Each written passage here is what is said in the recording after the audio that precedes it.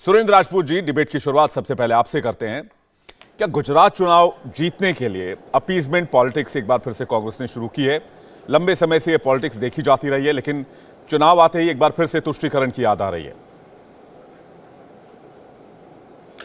विवेक भाई, देखिए, सच बात है कि चुनाव के आते ही भारतीय जनता पार्टी उनके सहयोगियों को, उनके समर्थकों को किसी भी बयान को तोड़ मरोड़ करके चुनाव को अपने पक्ष में करने की या भारतीय जनता पार्टी के पक्ष में करने की लगातार कोशिश की जाती रही है, और गुजरात में विशेष रूप से। और अब स्थिति ये आ गई है कि किसी भी बात को किसी भी संदर्भ में कही गई हो, लेकिन उसे हर चीज को सामाजिक संदर्भों को भी राजनीतिक और वो भी वोट की पॉलिटिक्स के संदर्भ में करने की एक फैशन सा हो गया है। देखिए ना, 9% वोट हैं, क्या नाम, मुस्लिम्स के। पहले तो मैं प्योर मुस्लिम्स की बात कर लेता हूं। प्योर 9% वोट हैं गुजरात में। कोई अहमक ही होगा, कोई बेवकूफ ही होगा जो यह समझेगा कि 9% वोट से कोई आदमी चुनाव जीत जाएगा। ये तो जो भी आदमी ये कह रहा है, उस आदमी की हमें सोच पर, बुद्धि पर तरस आता है।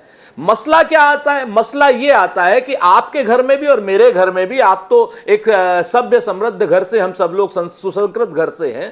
पहले ही कहा जाता है कि भाई जो बच्चा कमजोर है उसको अगर 100 ग्राम दूध ज्यादा दे देंगे तो शायद बच्चा मजबूत हो जाएगा।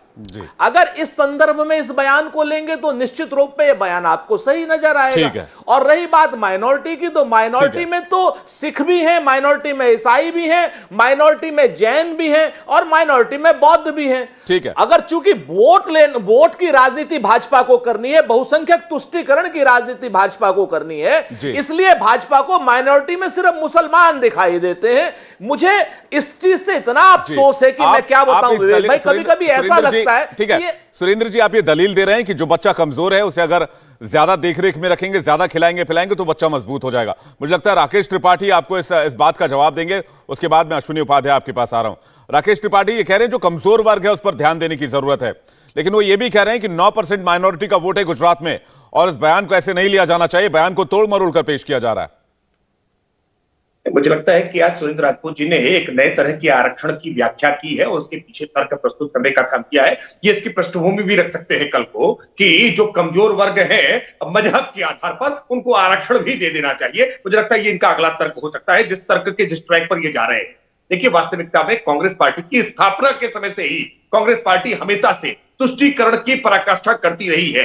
याद करिए वो समय जब देश की आजादी के बाद सोमनाथ मंदिर का निर्माण होना था, तब भी तुष्टीकरण करने का काम किया। डॉक्टर राजेंद्र प्रसाद जी को जाने से मना करते रहे पंडित नेहरू जी। यानी कांग्रेस पार्टी के अगर आप पूरे कार्यकाल को देखेंगे कि कैसे सिंधु विवाद जब हुआ पाकिस्तान के साथ, तो उसमें भी पाकिस्तान को ज्यादा हिस्सा दे दिया जाए, 80% पानी का हिस्सा पाकिस्तान को दे दिया जाए, क्योंकि उससे भारत के मुसलमानों के बीच वो तुष्टीकरण कर सकते हैं। तुष्टीकरण के लिए केवल मुसलमानों की मिजाज कुर्सी करने का ही काम नहीं करते रहे, बल्कि हिंदुओं को अपमानित करने का ये एक प्रयास भी करते रहे, कुछ प्रयास करते रहे हैं। और इसका खामियाजा कांग्रेस पार्टी को लगातार भुगतना पड़ा है। लेकिन उसके बावजूद ये अलग अलग राज्यों में अपनी रणनीति बदलते रहते हैं।